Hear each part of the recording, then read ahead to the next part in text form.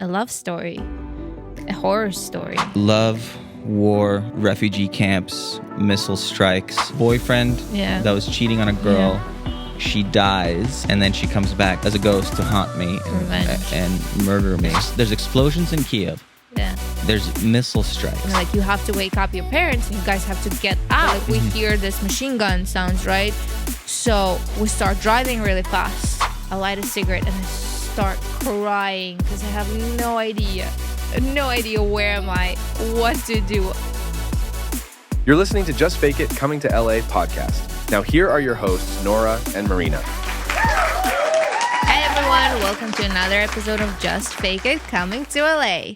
Today I'm here by myself because my co-host Nora is traveling and exploring the world. So I decided to use this opportunity and have a special episode for you guys.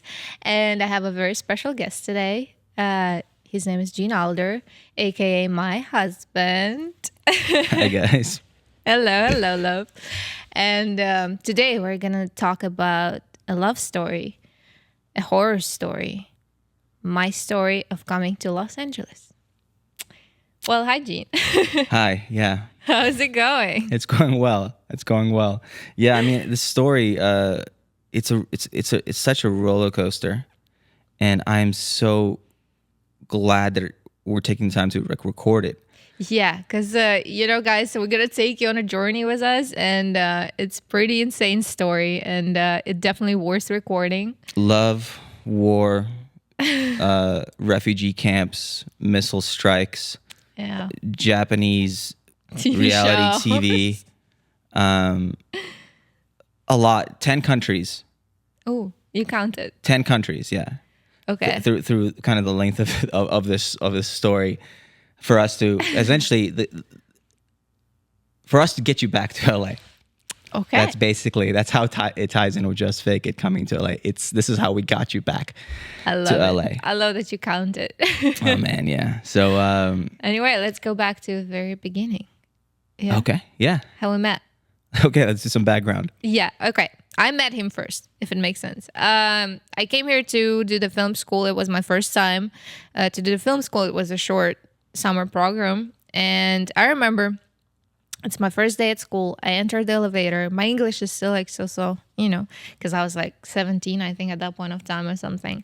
And I entered the elevator of school, and I hear behind me people speaking, but they speak like this mix of Russian and English, right? And that made me pay attention.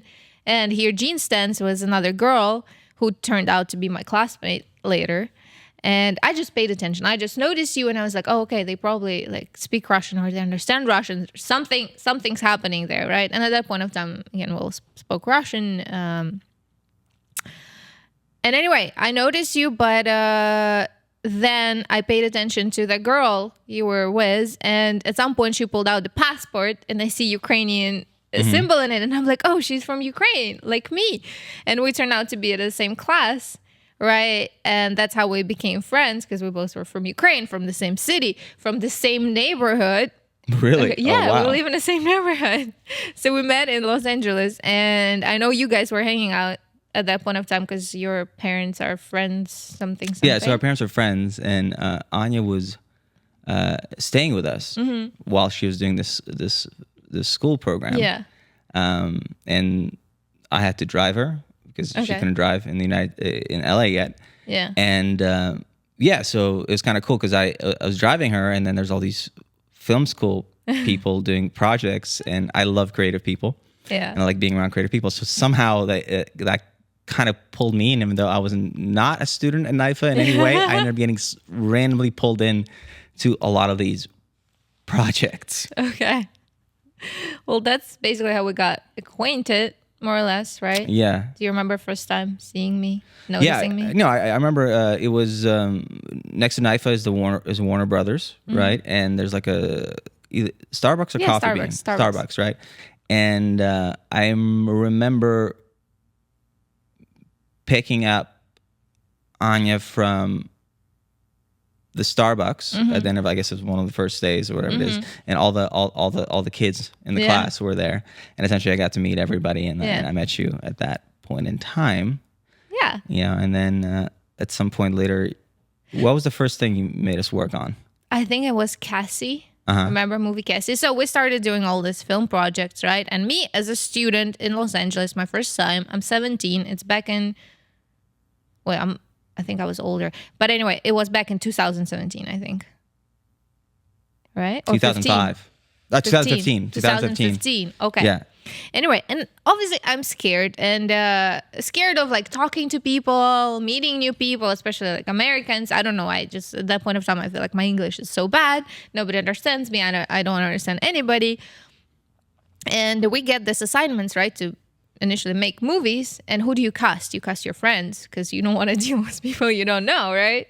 So I started casting, and I remember that movie, my first movie that I did there was starring Anya and you. Because I was like, oh, I know these people. They can, they can be in my movie, right? So that's the first movie we made. And it was the first movie. I didn't kill you in that movie yet. You did not kill me in that movie. But yeah, you were suffering. But yes. Remember? Yeah, it was basically a movie about drugs or something. Because again, this topic was very interesting to me. Because again, that's what I discovered, the world of drugs. I didn't do any drugs. I just discovered that they exist, more or less, and it was an interesting topic. And I made a movie about it. Anyway. Okay. And then the next project coming. All right, and it's a bigger project. It's kind of our final project, right? And we have to do casting again. And guess what? I cast this guys again. To my movie. What was that one called? It was Liar. Liar. Okay. Yeah. Guess who was a liar? Yeah. And so, roughly speaking, I was a boyfriend that was cheating on a girl. Yeah. She dies. Yeah. And then she comes back to as a ghost to haunt me and murder me. I specifically remember this one moment in time where there's a scene where like I'm supposed to be like taking a bath or something, and then the ghost appears. And is supposed to like try to like drown me and strangle me, and I was like, screw it, let's do it for real. I was like, let's make it like realistic. Yeah, it was interesting being held under the water and kind of thing. And no, I still remember. I have a picture somewhere where like we were filming in this tiny apartments we lived in, right? Again, because we didn't like want to pay for any locations or anything. Poor students, okay? And I still have that picture where you are drowning. I'm standing on top of you in the bathtub with the camera. The ghost is also there in a bathtub with us. Then the sound person is kind of like trying to reach was it from the top. Arshna? Arshna was my classmate, and she played the ghost. It was so fun. We like get her contact lenses and stuff. Anyway, fun times. Bucket of blood. Yeah. There was a bucket of blood. All my clothes ended up getting covered in blood afterwards. It was pretty wild. Okay. Yeah, my passion. Okay. So that was 2015. That was 2015. After that, I graduate, that short program, whatever. I leave Los Angeles, will never speak again with Gene, right? Just like, like I knew the guy, he played in my movie. Well, okay, cool. I left. And yeah, again, we never contacted or spoke to each other again, which is fine, right? Well, yeah, I mean, we were working together. We didn't really know each other that well yet. Yeah. Yeah. So anyway, I come back to Ukraine. I spent 2 years there. I finished my university back there. And I decided to come back to Los Angeles. And again, to go to the university, but like do this full program. I get my master's degree. I come back to LA. Again, I don't know anybody. All my old classmates, they obviously left. So nobody's here who I know. And after some time, we get the film project again, right? It was like 3 months in or something. And I need to do casting again. And again, I'm paranoid at that point of time of like casting people I don't know or reaching out to somebody. And I'm trying to find somebody who I know. And then my mom tells me like, oh, you remember there was this guy, Zhenya? It's like, you should reach out to him. Maybe he can help you. And I'm like, well, I don't know. He probably doesn't remember me. Like, I don't know. I don't have any his contact. I only have his email. And she forces me, and I'm like desperate because I don't like, again, kind of scared little girl, right? Still. And I'm like, okay, I'm going to email him. He's probably not going to answer. So I'm just like, email him. And then I remember I emailed you. I was like, hi, Gene, do you remember me? It's Maryna. I'm working on this project. I'm looking to for some help, like to flect, or would you be interested? And to my surprise, he answers. Almost right away, I think you answered. Really? I think so. Okay. Which was interesting. And then we exchanged phone numbers, right? And you agreed to help me with my movie. Yeah, so I remember, I think we met up that, whatever that week was, that Sunday. Yeah. And essentially that's what we now consider our first date. Yeah, which wasn't supposed to be a date, but I guess. Well, so we met up, we were talking about this movie. Yeah. You had this visual idea of what you wanted to do, but you didn't really have any story really there. Like you had this idea you wanted something to do with like, like the devil appearing in a bar, sins, that kind of thing. And so what we ended up doing most of that first date is like we ended up writing like 10 random ideas of how to take this visual idea. Yeah. And we basically wrote the script for this film at that point in time. And that was the first time we started kind of working together as creative partners. Yeah. And it was also our first date, essentially. Yes, yeah. It ended up being our first date. And we made a successful movie. Yeah. Right? And so I ended up, originally wanted me to act in it. Yeah. Right? But then we ended up writing it together. Yeah. And I think I did the score. Yeah, you scored it I as scored well. the film as well. It was great. Actually, one of my favorite scores you ever did was for that movie. Thank you. I really like it. Yeah. Okay. Anyway, getting back to love. And at that point of time, we kind of started dating, working on projects. I brought you in on more projects later on. Again, you helped me write, played, scored, I don't know, like AD. Assistant director, Yeah, everything. So basically, I started bringing you on and I started casting other people, guys. Don't worry about that. Yeah, I was like becoming more professional. Yeah, because I'm not. Yeah, you're not an actor. I'm not a good actor. But I think you're. Yeah, I think you're. All right. Well, I mean, I don't know. It's just not something I've ever pursued. I mean, because it's a skill. You have to practice it, right? I'm creative as a musician, right? Yeah. But as an actor, you have to practice the skill, and I'm a complete amateur in that But now sense. you're married to me, so time to time you still have maybe to I need to take some classes. So anyway, so we start dating, working together. Everything's great. we make 15 minutes. We'll make 15 minutes. It's my thesis film. Yeah. It's a great movie. Love it. You guys crash a car. We crashed a car. We crashed a car. Yeah. Right. Yeah.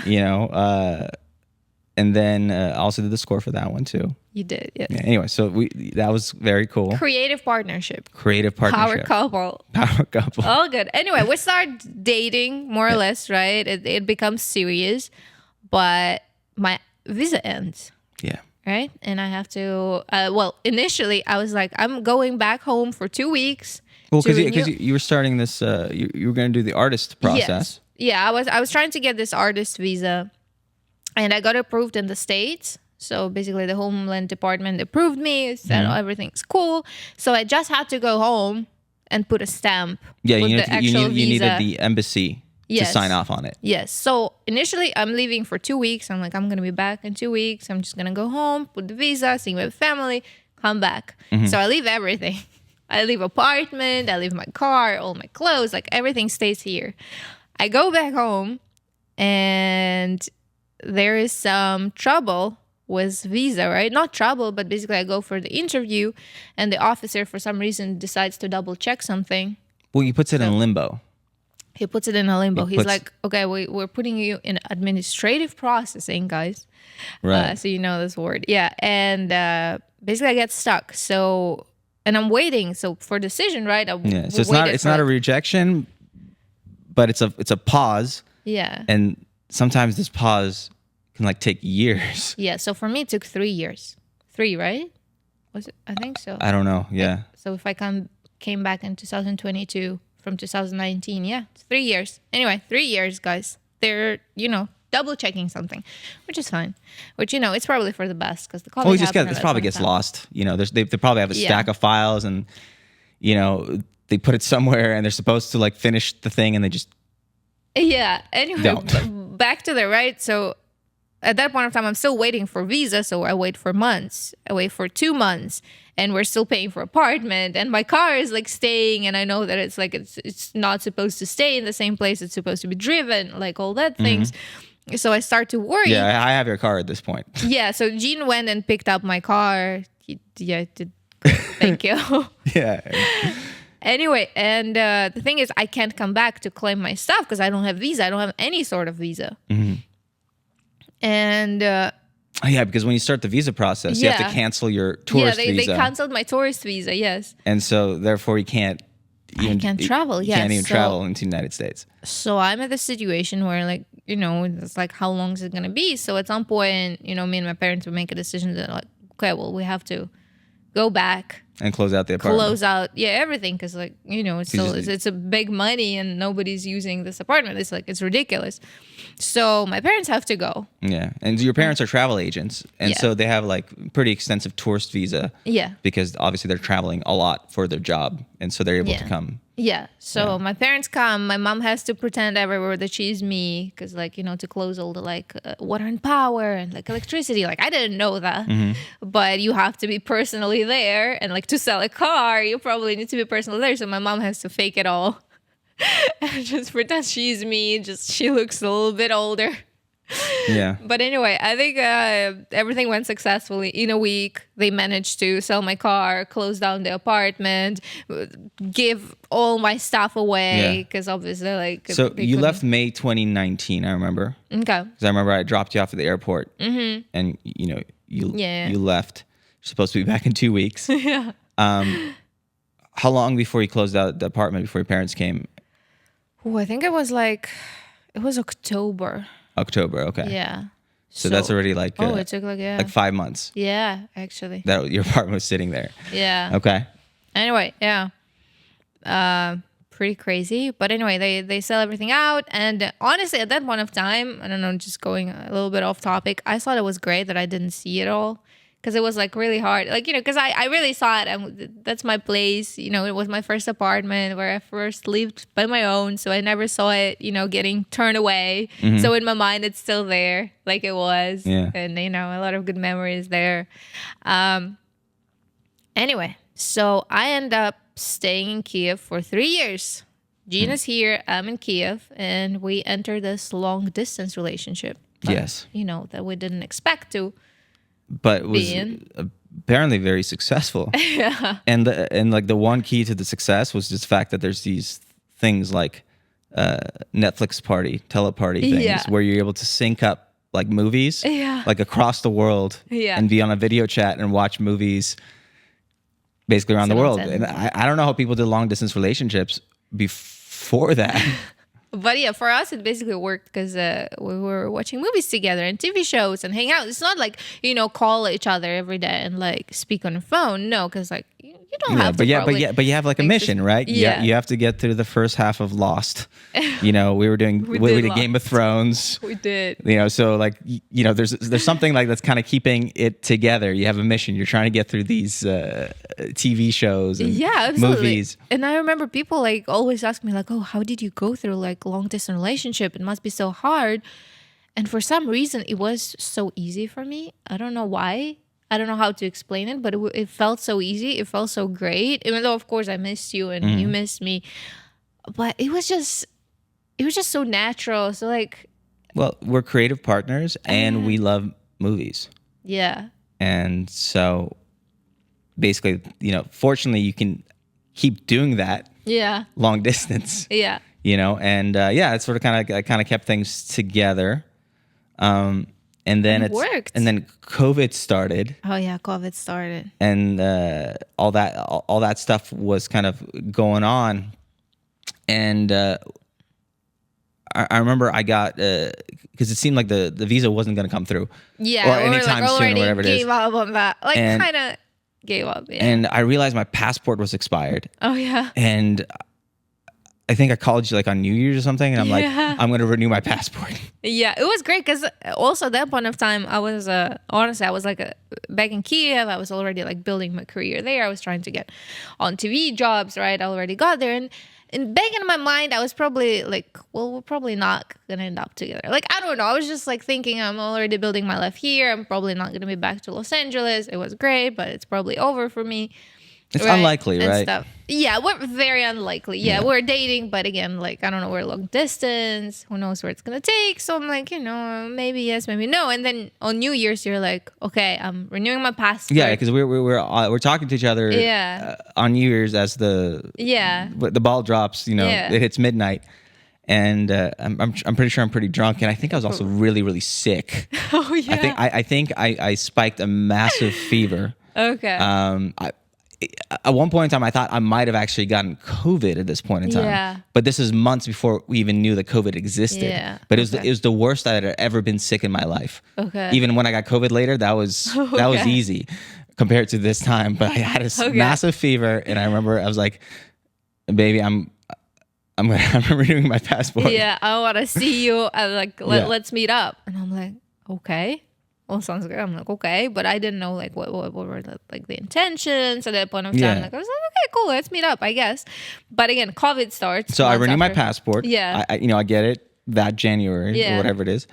And was it March 17th, 2019 is the day, at least in our office, we were basically told like pack up your computers and everybody go home. Yeah. Right. So lockdown is started. Crazy. And we're like, okay, well, how long is this going to really last, right? Yeah, we're like, oh, whatever, Okay, so let's not plan to meet up this month, right? Yeah. Like, okay, let's shoot for next month. Yeah. And next month and next month. And then we met October, right? It took until October, and that was insane because everything was still on lockdown. Yeah. But at this point in time, at this moment in time, I was like, screw it, like we Wait, so it's almost a year if it's after New Year's, right? Yeah. October, almost a year. Well, because again, from March onwards, right? We just kept monitoring the situation with the pandemic. First of all, people couldn't travel. Really, there was everything was locked down, and I remember I was like, "Screwed, we have to do this." And we basically downloaded this database of what countries you can travel to, what countries the two of us can travel to, because I have different countries I can travel to, and you had different countries. Yeah, because you're a U.S. citizen, I'm a Ukrainian citizen, right? And different rules for different. And we countries. had to like match them up, and the rules are changing like every day, right? Like, for example, I was not allowed in the European Union. Yes. Right, but Croatia was like not listening to the European Union and was like still letting people in for whatever reason. Like they were just rebelling against it. So we're like, okay, Croatia, you can go to Croatia, I can go to Croatia. Yeah. So that was like on the list, right? And then we had there's a few other ones that were there. I think some of the Middle Eastern countries, like Egypt was there, that kind of thing. Yeah. But we ended up landing on Istanbul in Turkey. Yeah, we decided to go to Turkey, which was very cool. Yeah, and Turkey was super open. They were letting almost everybody in. Yeah, it was great. Yeah, they're very like. So we decided, well, let's do Turkey. Why not? And Jean never been. I've been, but like to the resort kind of part of it. And we decided to do the city, Istanbul. It was great. We met up after 2 years not seeing each other. Mm-hmm. Right? It was great. It was definitely something special, Yeah. But at that point of time, I was like, okay, so like where we're standing at this point of time. Yeah, because like after we have to go back and leave. Yeah. Okay, well, what now? Yeah, what's not like, okay, cool, we met, we spent a great week, was fantastic, phenomenal, great adventure. But then again, we have to go back to different countries, right? And you're like, well, cool. Yeah. Right? And we left, but we still kept our long distance relationship somehow. And we were starting to plan whatever the next step was, right? Yeah. Which we ended up going to Dominican in May. Okay. So how long is it? So that was another it was like 5 months, I think. Like October is the 10th month. Yeah. May is the 5th, so 7 months. Yeah. Okay, 7 months. So half a year, more or less. Okay. So went to Dominican and spent Dominican a great Republic, time. wonderful. Again, we had to go to the Dominican because it's the only place that would take both of us. Yeah. You couldn't even go to Mexico. Yeah, I couldn't go to Mexico because all the flights go through the United States. Apparently, you can't even transition to the United States. Yeah. Well, you can, but you have to get a visa. But again, you have to transition visa. I couldn't apply for another visa at that point of time because that was ridiculous. Because your visa was on pause. Was still and you can have one application at a time. Okay. Yeah.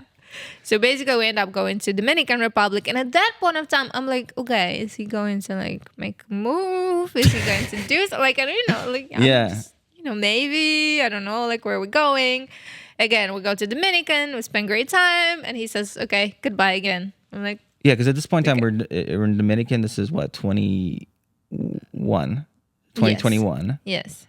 We roughly started dating. So our first date was 2017. Yeah. So it's already kind of 4 years into our relationship, 2 of which have been long distance at this point. So anyway, at this point, we went again and, we're like, okay, we're going to meet again. I'm like, okay, well, all right. And you set the trap. I did set a trap because I'm smart. Because I am smart. Okay, well, I know at this point of time, right? It's either yes or no. And then there's no point of keep going like this if it's a no. So I'm like, why don't you come to Ukraine and meet my family? You know? Trap. A trap. Trap. And I'm like, and I know at this point of time, it's like he has to. Because I don't have to. You don't have to, but like it's a great opportunity. You're gonna meet all my family. It's great to announce, like things like that. So I'm like, okay, but like let's meet in Lviv, which is not. I live in Kiev. It's a capital, and then Lviv, it's a city on west. In the west, and it's a beautiful like cultural city, just gorgeous, like very. Yeah. It's like very like historic. Yeah. It still looks like a very historic city. Yeah, so I kind of decided to split the vacation in two. It's like it has this romantic kind of discovering city part, and then the other part where Jean goes and meets my family, my friends, everybody, right? And again, all genius plan in my head. Okay.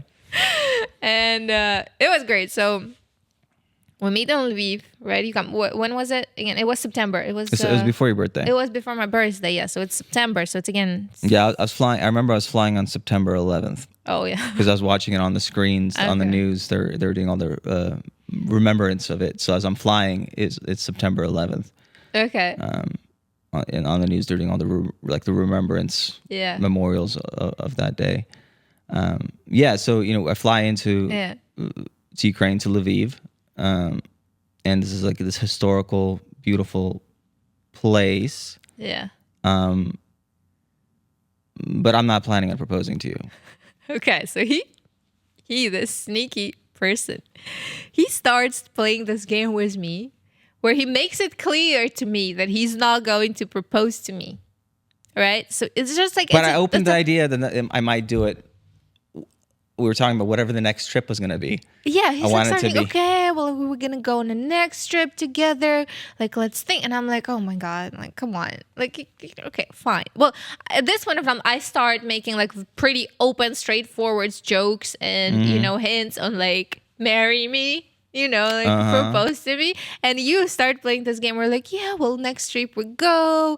And then maybe we'll see. And then we need to plan so many trips. Is this why you took me to the Masso cafe? That wasn't the plan. No? No. So there's this day, so we get there, right? And there's a cafe in Lviv. Yeah. That's named after a very famous person who came from Lviv, a guy named Sacher Maso. Masoch, right?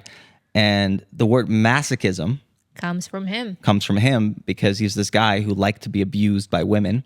And a psychologist who was at the University of Lviv was the first person to like document that there's this kind of thing where people are masochists and like being abused. And there's a cafe in his honor. It's a bar, cafe in his honor.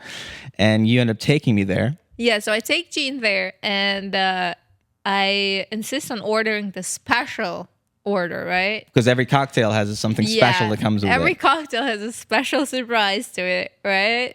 So we order it, and then you offered me to order something. I think I ordered another cocktail too. But again, so basically when you order the cocktail, the lady comes with a whip, and she does nasty things to you. Right? Well, whip, ice cubes, wax. There's an entire it's a thing. Okay, so June gets whipped at this point of time. I'm filming it. I still have video somewhere, I think. Anyway, he's like on his knees being whipped. Like they put the wax down my butt crack. Wax. That was very hard to get out. I was helping. I'm a hairy Eastern European man. It was very hard to get that wax out of there. Anyway, and then my turn comes and they're like, oh, take off your top. And I'm like, oh, I'm not wearing a bra. I can't do that. And they're like, oh, well, okay. And then I just basically get out of it without any... Get out of the special, huh? Get out of the special. Anyway. Great date. So that evening, we decided to go to the opera. Yes. Because Lviv has a very famous opera house. Yeah. Like this very kind of historic opera house. And... we get dressed up.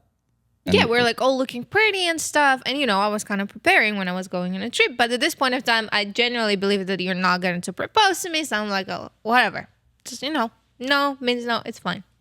I'm like generally ready that nothing's gonna happen. And we go to opera house. You fall asleep in the middle of the opera. Also, like the operas are all about like the marriage of Hercules and all this stuff like that. Just randomly. It wasn't on purpose. It was just that was the operas playing that night. Anyway. And you're making all these random jokes. I wasn't making... Okay. It was fun. It was... Okay. I was like, at that point in time, I was like all about these jokes about like marry me and stuff. And at some point we're sitting on the left of me, and you're just like, you know, kind of caressing my hand or something. And I start giving you like the finger, like... Yeah, like you start like sticking out the finger this, right? And the hilarious thing is that like the box with the ring is like 1 inch away from your hand at that point in time because it's in my pocket. I did not. And I'm like, does she know? I didn't. Anyway, so the opera ends. Yeah. You know, I say that hey, like, you know, I want to make a video for my mom. Yeah, I don't know why. Like a shout out video, you know, like you know, because my mom, you know, like I want to. Yeah. And you know, hold up this thing. Yeah, and you give it to me, and like film it, and I'm like. And I was like, oh, what is happening? Like, why are we making... No, like, you know, hi, hello. It's like, oh, good. It's cool. And then I turn and you're dropping on your knee. And I'm like, what's happening? And again, then camera work of this camera person become terrible. Yeah, it was the worst camera work I've ever seen in my life because it's like, it's all on the ceiling. Well, I was genuinely surprised. You did a good job. You did a very good job of surprising me and preparing me. I'm very, very sneaky. Very sneaky. Yeah, but the hilarious thing about all the proposal... You never asked me a question. Oh yeah, I guess I forgot to ask. So it was so funny because you drop on your knee, you say all these beautiful words to me. It's like it's a very romantic moment, and I'm standing there and I'm like so ready. And you pull out the ring and you look at me and I look at you and I'm waiting for you to ask me something, and then you're saying, "Is it a yes?" And I'm like, "Well, yes." I don't know what I'm saying yes to, but yes, because you never ask like, "Do you want to marry me? Do you want to be my wife?" I said, "Do you want to grow old with me?" Kind of, which is basically okay. Whatever. I was being too poetic. I guess very poetic. Yeah. Yeah. Anyway, beautiful proposal. Yeah, the cleaner like. Oh yeah, the cleaner. So we're in this opera box. Yeah. Right. This historic opera. The opera ended. I was waiting for everybody to leave the opera box to make this move. Yeah. So I'm stalling. We do the camera thing. I'm too cheap to hire like a proposal videographer, so I force you to hold the phone on this thing to kind of try to capture this moment, which is captured, but mostly ceiling. This lady opens the thing because she's trying to like go in and clean the place. Yeah, right. It was so funny. She was like, "Oh, are you getting?" She's like, "Everybody's leaving. You should leave." And then Gina's on his knee. I'm like, "Give us a moment, please." She just closes the door. It was so funny. I think somebody even applauded us, but like someone. I don't know. I honestly don't remember much. At this point of time, hormone stuff, and then the first thing I asked you, I remember I was like, "Are we gonna be a family?" Yeah. And you really liked it, and I don't know. It was just my first thought. It's like, it's a good moment. Oh, he's like, he's my family now. Yeah. So great moment. Great memories. Okay, so we got the proposal. We're engaged now. Yeah. And I go and meet your family. Everything's good, beautiful. Yeah. I've already met your family before. Your parents. But I haven't met the rest of your family in Ukraine. And, then I go home. Again. He leaves me again.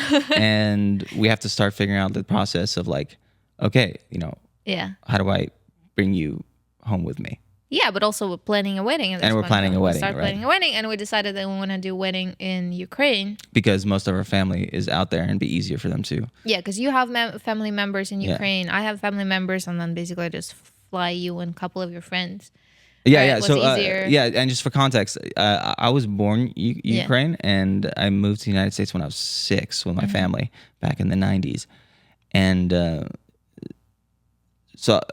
in my head, like I've been completely raised in the United States, really. Yeah. But I still have a lot of like connection to Ukraine, and obviously my parents, are very, for them it's very close to their heart. And so we decided to have the wedding there, so it's easier for everybody to kind of make it out there. Yeah. And you can have a pretty extravagant wedding there. Yeah, again, because everything is much cheaper comparing to Los Angeles, especially. So yeah, we decided like, oh, we're gonna have like 100 guests. Like it's gonna be a great wedding. And basically, all I do that couple months is like me and my parents would go choose restaurants. And I was excited about having my bachelor party there. Oh yeah, you wanted your bachelor party. It's okay.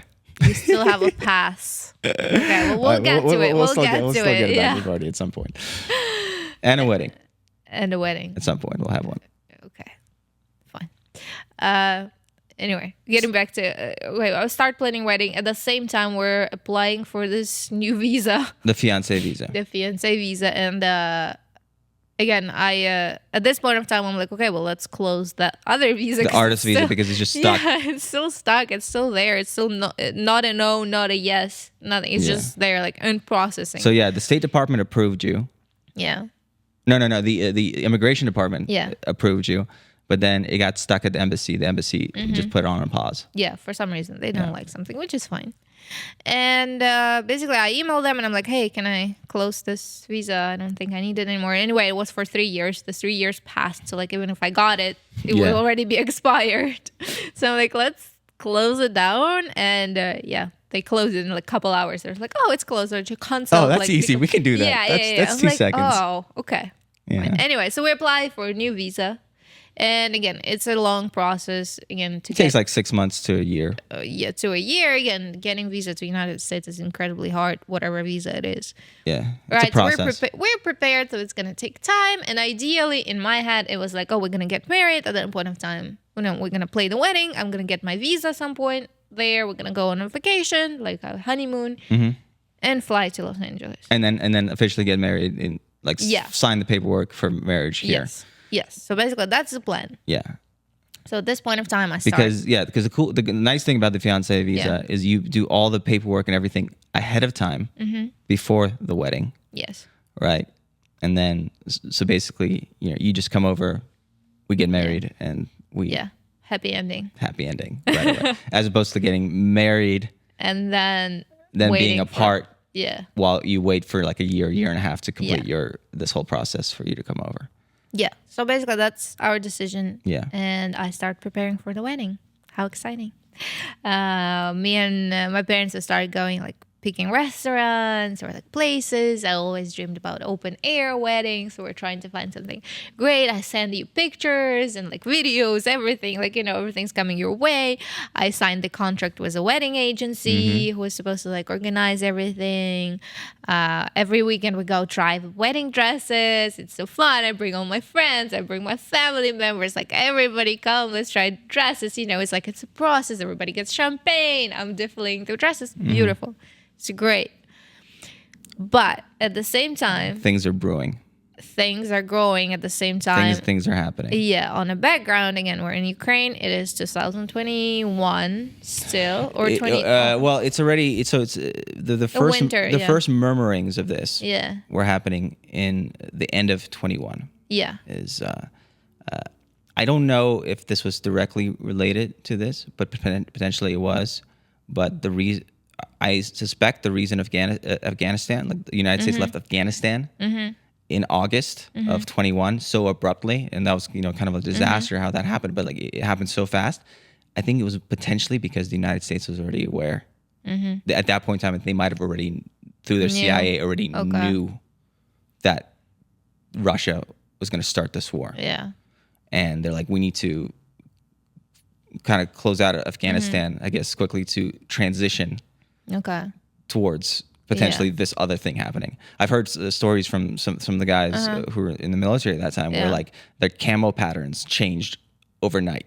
Like Afghanistan got kind of closed off again. That was a very rough situation how that ended. But like almost overnight, they switched from kind of desert camo to this like woodland, European camo.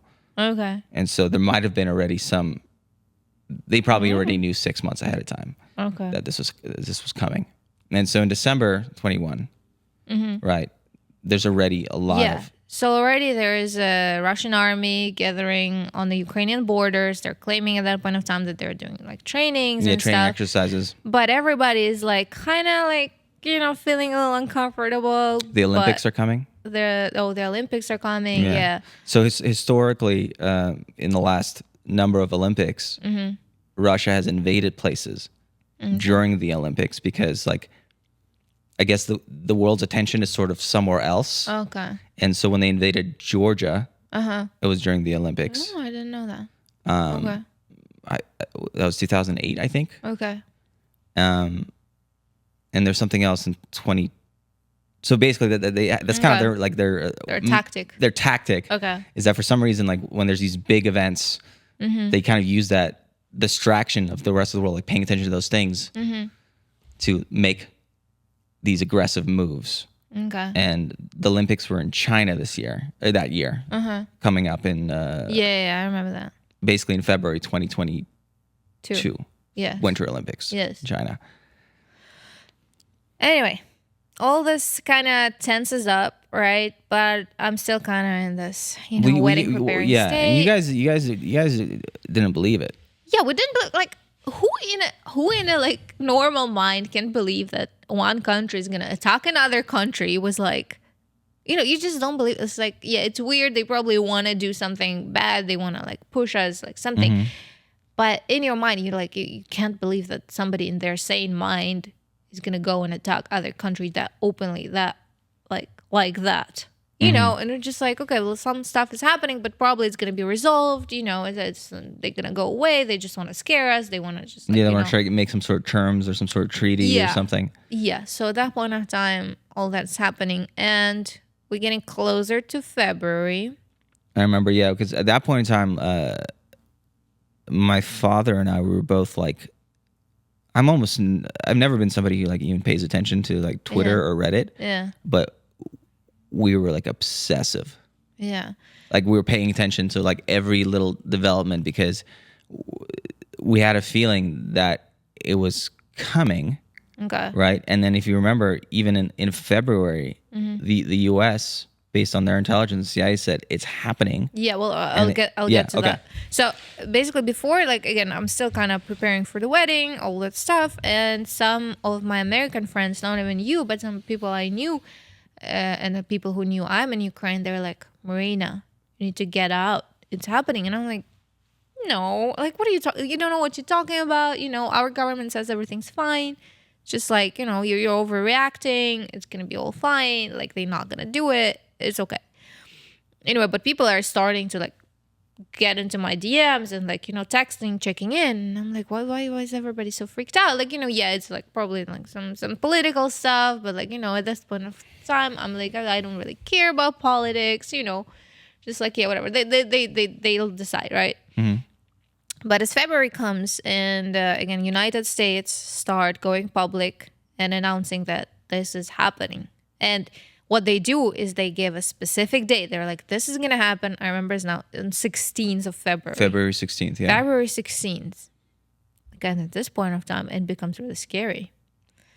And we're like, well, if the president of the United States is claiming that on TV, something February must 16th. Be wrong. February 16th. And I remember actually February 16th day, I was so scared. And funny enough, my parents had a birthday party to attend. So we sit before birthday party and I'm like, okay, if it's going to happen, it's going to happen obviously today when you guys are drunk, not home, we're separated. Like, it's going to be terrible. And like, we're preparing and I'm like, okay, worst case scenario, phones are not working. So we meet here, we meet home. Yeah. It's like, you guys need to make your way home and I'm going to be here. Like, we packed like some stuff, right? Yeah, because remember, I was on you guys. Yeah, you were like... I was like, I was saying like, like here in California, like generally speaking, everybody's ready for, or should be ready for an earthquake, right? Yeah. You have like your emergency earthquake backpack packed with like supplies and everything. You're ready. And I was like saying, you guys need to have your, just in case, your backpack, everything packed together because, we were genuinely worried that this was coming. Yeah. And at this point of time, it's February 16th. My parents are leaving on a birthday party. I'm sitting home just like this, watching news all the time. I never watched news, guys. Never, like I never watched news in my life before. I was like, just thinking, whatever, politics, I don't care. Like I'm an artist, you know. At this point of time, like news, like 24/7 on TV is just all we watch. Me and my dog were just like there together. It was so scary. It was like that night, nobody slept. Even when my parents came back home, you know, we didn't sleep. We were just like very tense. Everybody was texting each other, like, you know, checking in. That point of time, nothing happened. Yeah, and that's February 16th. and that's the trick that Russia did. That right? was well, we didn't know at that point of time. Okay, like my feelings, I'm gonna describe, right? Yeah. It was so tense. It was so scary that after February 16th didn't happen, February 17th, nothing happened. February 18th, nothing happened. And at this point in time, I was like, okay, it's not gonna happen. I can't leave like this in this tension. I'm just gonna keep living my life, and like I can't be in this state anymore, right? So this point of time, I planned the art project, and this art project happens on February 23. It was a big project. It was big planning. I was collaborating with a photographer. We were doing this for a competition. It was like you know. Yeah, the fashion designer. Was it for Elle? You wanted yeah, to for Elle the magazine. competition. Yeah, I love that piece. That was a beautiful piece. Thank you. Anyway, so, you know, it basically indicates that I decide to keep living. I think there's going to be competition. I think I'm going to win. I'm going to get a job. I'm going to, like, you know, planning all my life ahead and stuff. And I remember, interesting enough, we did this filming. It was a big filming cast, you know, like we had models. We had a wardrobe provided by Ukrainian designers. It's big stuff, and I was renting some equipment, and on equipment rental you have to give your documents in I don't know how do you say it in English, sorry. Like ID card, passport. Yeah, your ID card, and you leave it with the people. You take the equipment. Okay, so basically they keep it while you hold the while you hold the equipment. Yeah, they keep your passport, and at that point of time it's already late. It was like 10 p.m. or something when I finished. I returned the equipment, you know, and somehow I forget to take my passport back. What day is this? February 23. Oh my God. I forget my passport there. Right? And I'm on my way home already. I'm like halfway. I'm driving. And I'm like, oh my God, I forgot the passport. And like, I remembered it now. I realized. And I'm like, I'll just come back tomorrow. You know, I'll just pick it up tomorrow. And I keep driving. And I'm like, no, I probably should do it now till they open. Okay, so I don't know, for some miracle. Thank God you turned around. I turn around and I go back for my passport. That was crazy. Anyway, yeah, we got my passport. And during this whole like build up, right? Like, you know, I'm already sort of, you know, I'm opening a map of Europe and I'm looking at like, how do you get to Ukraine? Because remember, at what point did they stop flying? Airplanes stopped when? They were flying until the night. Until the night, right? And the embassies all closed up and left. Well, embassies started leaving earlier. Before the 16th. Yeah, it was tension. Yes, embassies were like, you know what, we're getting out. We don't want to deal with this. Yeah, so because this is one of the things that made it really seriously. When all the international embassies are like, we are leaving the capital of this country because our intelligence services are telling us that this is happening. Yeah, like that is a very serious thing. Like embassies generally don't run. Yeah. But like they packed up and they left. You know? So I'm looking at a map and I'm trying to figure out like, if this thing happens, how do I get to Ukraine? Because you want to be able to fly into Ukraine. Yeah. At this point in time. Yeah. And I'm like starting to look like, what are the cities next to the thing? Yeah. And Anyway, February 23, I come back from the shoot. It's late. Thank God I picked up my passport. And you know, I'm tired and I go to sleep. Essential. I just go to sleep and I sleep. Yeah. And then it's 4 a.m. Yeah. Well, what's happening is I'm in LA, right? Yeah. And so there's a time difference. Yeah. Where it's night over there. It's LA, I guess, would be the 20th. It's still the 23rd for me. Yeah. And it's like 5 or 6 p.m., something like that. And on Twitter, all of a sudden there's these videos popping up of the first missile strikes of the invasion. Basically, there's just news reporters who are already on the ground in Kiev, and they start reporting that I believe it's the Hostomel airport was being struck by missiles. Right. And at that point in time, like, okay, like, is this a is this a hoax? Is this real? But like the news reporters were like, there's explosions, right? And potentially there's rumors of airborne troops basically, coming down from the air and landing and trying to take the airport. And then Putin comes out on television and he does this ridiculous speech or whatever, like historical Russia, bullshit. And he announces this special military operation. And so now there's explosions in Kiev. Yeah. There's missile strikes. I'm seeing this. I'm assuming you already know. And I'm like, I'm not gonna call her yet. Yeah. Because I don't want to bother her. They know that you have your bags packed. Yeah. Anyway, I'm still sleeping at that point of time, and I wake up from a call from Gene. And I waited about 20 minutes. Yeah. After the announcement, I was like, okay. Should I call her? Should I not call her? I was like, screw it, I gotta call her. Okay. And I call you, and you woke me up, and I'm surprised that you were asleep. Yeah, I'm asleep, and I'm like, why are you calling? It's 4 a.m. Like again, I'm like, I don't know what's happening, and you're telling me like, it has started. It has started. Like, where are you? What are you doing? And I'm like, I'm sleeping. Like, what's happening? And you're like, not yelling at me, but you're like, you need to get out.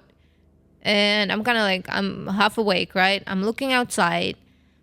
Nothing's like from my apartment, from my point of view, right? Nothing. Like I couldn't hear anything, couldn't see anything. It's dark.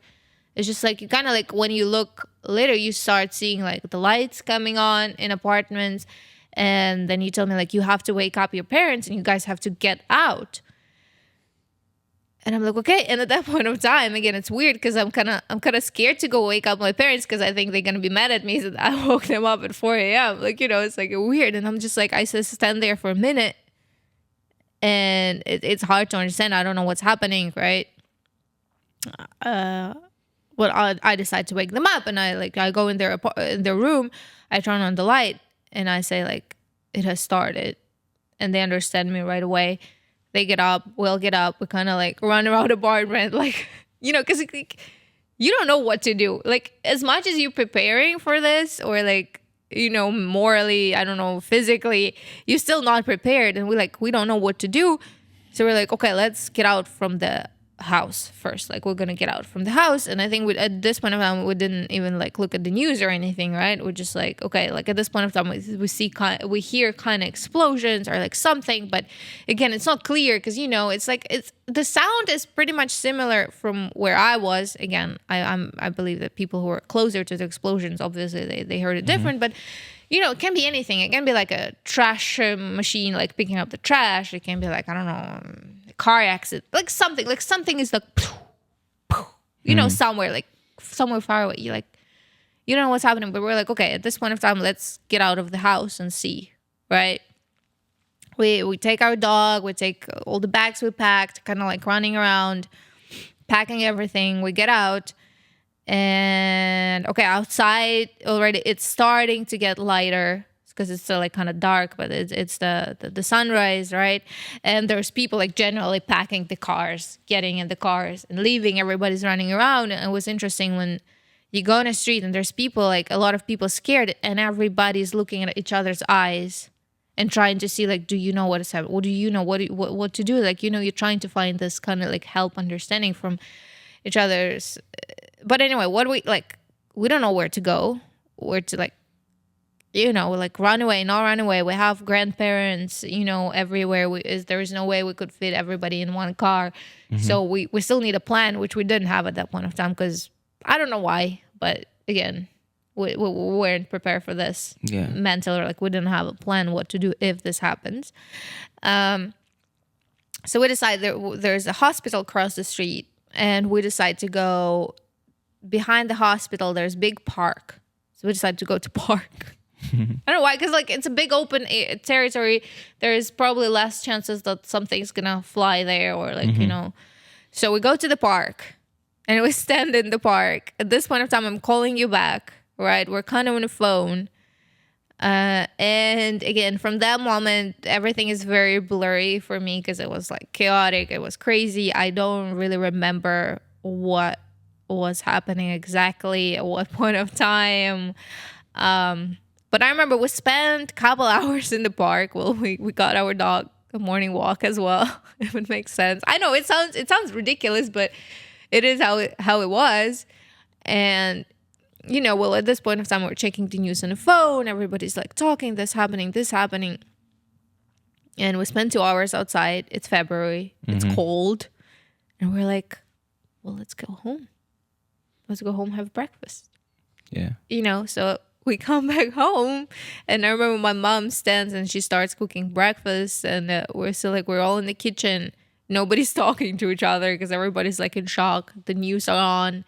We're trying to figure out what is happening.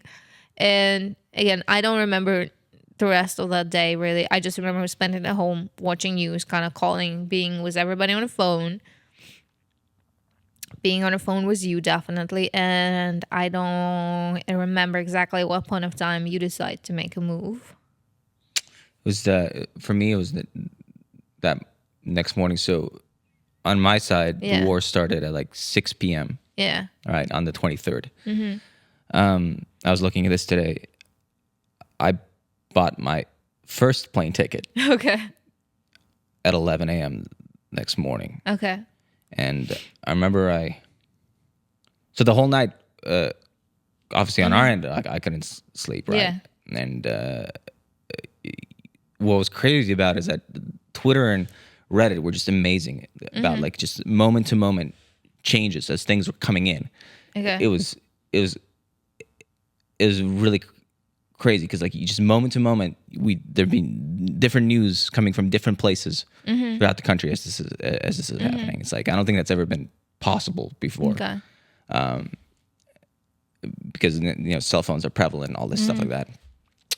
And next morning, I don't know if I slept that night or not, but like I was there and I guess I'm thinking to myself like, what kind of husband would I be if I didn't go?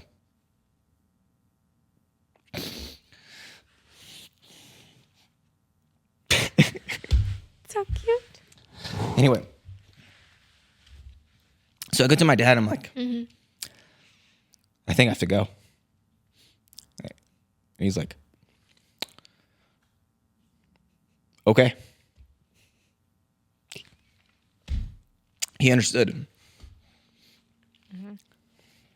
Anyway, yeah. So. Yeah.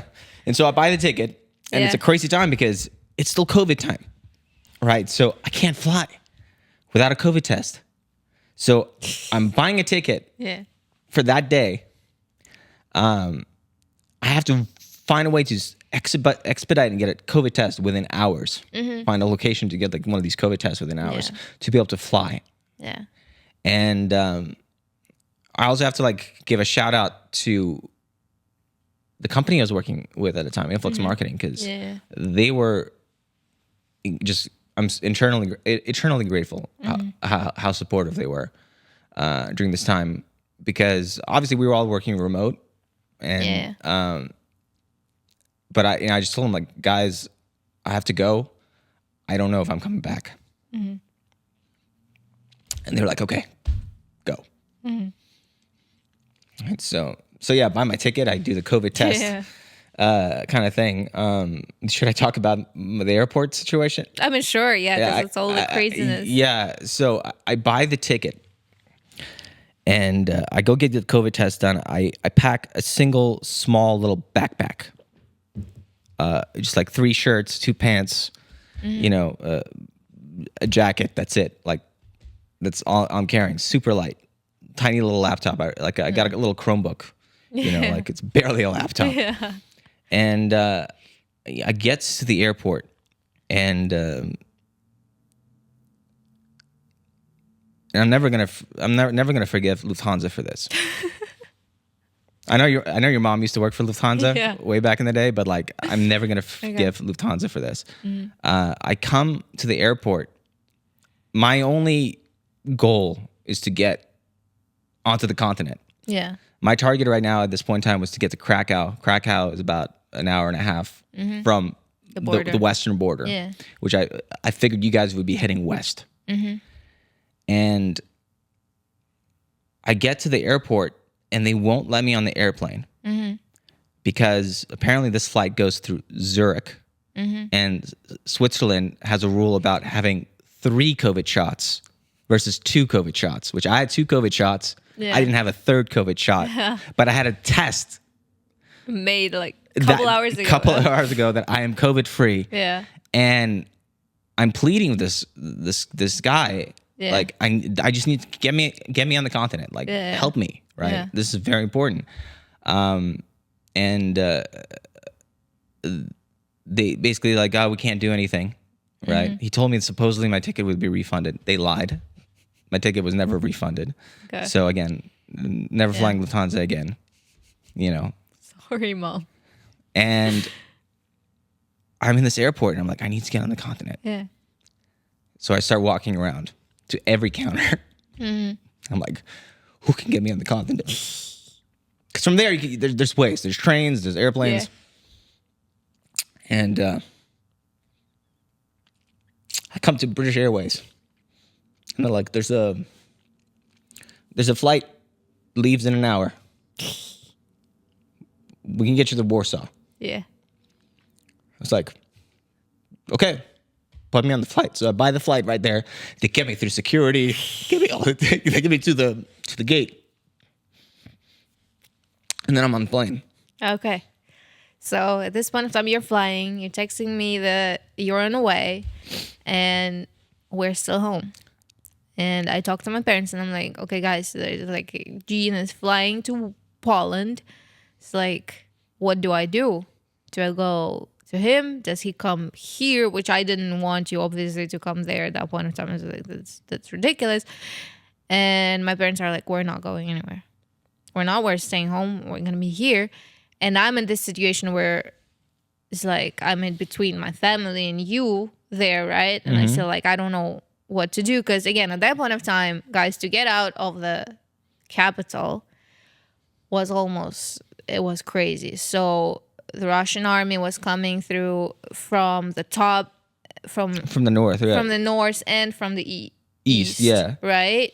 And they have surrounded the city at this point in time. They surrounded the city, so the road that is straight to the western border is occupied already. They're shooting the cars. They're doing terrible things. So they're basically trying to completely encircle the capital city. Yeah, they're trying to. So and everyone thought that the prediction was that they're gonna do it in 3 days. 3 days. Yeah. 3 days and the war is over. Yeah. Right. Yeah. Okay. 3 days and the war is over. That's what they thought. Yeah, basically. And okay, at this point of time, it's impossible to get out that way. Taking the trains were so packed. It's like, it's not that you buy, like there were no tickets anymore. You just show up at train station and you try to push yourself into they try to pack you into the thing. Pack you in, and people were like traveling standing. I don't know, like it's not that you couldn't sit, no, nothing. There's no tickets. It's just like any train there is, people are just massively going there and trying to pack and trying to leave. And at some point, Russians bombed one of the train stations where there were like a lot of people, and it was a terrible situation. Anyway, all this craziness happening. So for me, by myself, to get out, there's no way, basically, I can do it by myself. Without my family, without the car, right? And my family at this point in time, we are staying because we have all the grandparents, like 4 at that point of time. It's also, they stopped letting men cross the border out of the country. So there's probably military age males. Yeah, so they're trying to grab all the males like they see, right, to go to the army. So all this craziness is happening. So for a day and a half, I think we stayed at home. And I think an important thing just for context for people. So as I'm flying, right? Yeah. I get the internet on the airplane. Yeah. And again, I continue watching what is happening moment to moment. Yeah. On Twitter and Reddit, and there's several like just very important moments. Right. There was the Russian warship. Yeah. Go fuck yourself moment. Yeah. Which was a moment where the soldiers were on this one island in the south, and the warship was trying to get them to surrender. Yeah. And they're like, there was no way they would survive. And there's like, basically like there's no way they would survive. They're outnumbered. There's just a small like little platoon on this island, right? And there's this famous radio call that was recorded where like the Russian warship is trying to get them to surrender. Yeah. And the guy answers back, Russian warship, go fuck yourself. Yeah. And the other really important moment was where Zelensky, the president, right, who was a comedian. Yeah. Right? But in this sense, he has shown, himself, as a courageous leader. Yeah. Right? Potentially he might not have been the best like administrator of a country beforehand, but in this moment, as somebody set the tone, it was that moment where he walked out of essentially what was the White House there with like just a phone camera. Yeah. Right? And he's just talking to the phone camera, this is your president. I'm here. This is your defense minister. He's here. This is your prime minister. He's here too. We're all here. We're not going anywhere. Yeah. Right. And that I think those were the moments where people realized like, wait a minute. The Ukrainian army is not going to fold. They're going to hold the line. Yeah, they're going to stay till the end. Anyway, it's day 2, right, of invasion, and we're still home. And at this point of time, again, you're flying, you're on a way. I think you already might have landed in Poland. And during that day 2, I think, afternoon, something happens. I didn't know what at that point of time. And my mom is the head of the family. Just giving you a context a little bit. Yeah. She decides we're going to make a move.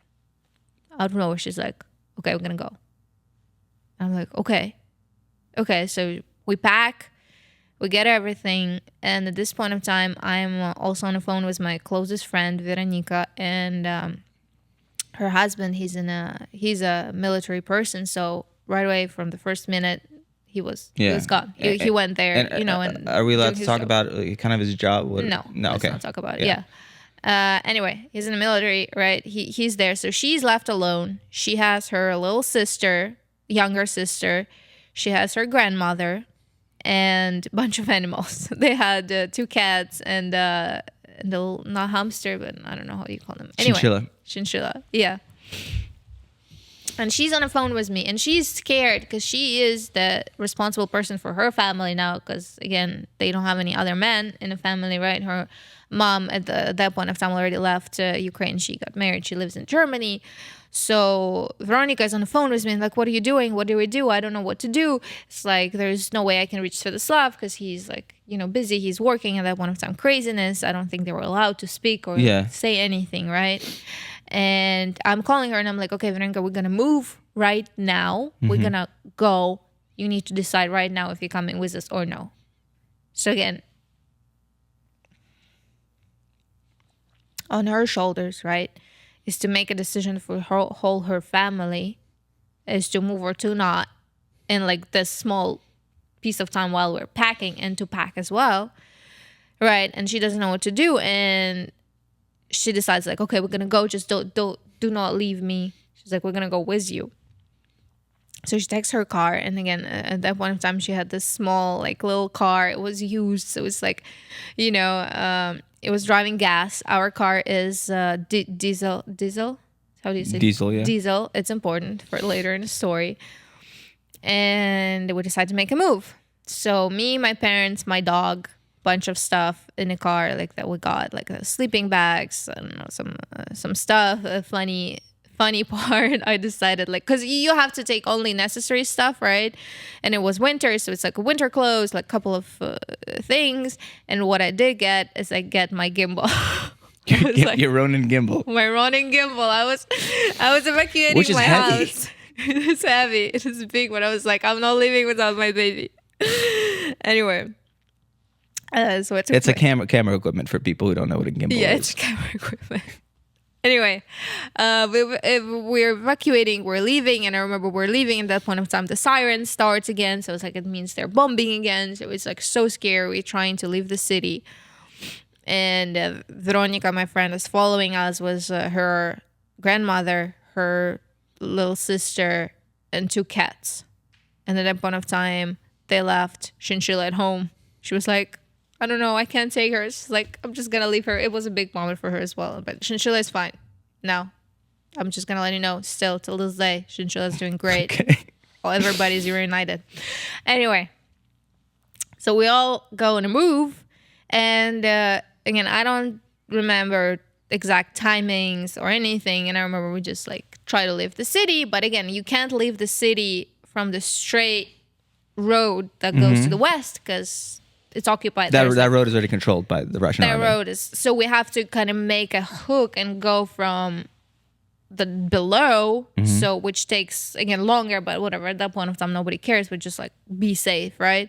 So we take this hook, and it takes us the whole day to just go like to the closest other city because the roads are what's normally like the drive time? It was Vinica, right? Yeah, Vinica. It was like 3 hours. Is normal drive. A normal drive. Took us the whole day. Took you, yeah. Yeah, to get to Vinica. And it's just like, because roads are stuck, everybody's leaving. It's craziness, bunch of cars, people, dogs, kids, everything, right? And interesting moment happened to me at that point of time, because again, we're driving, and me and Nika were on the phone. Most of the time we're talking.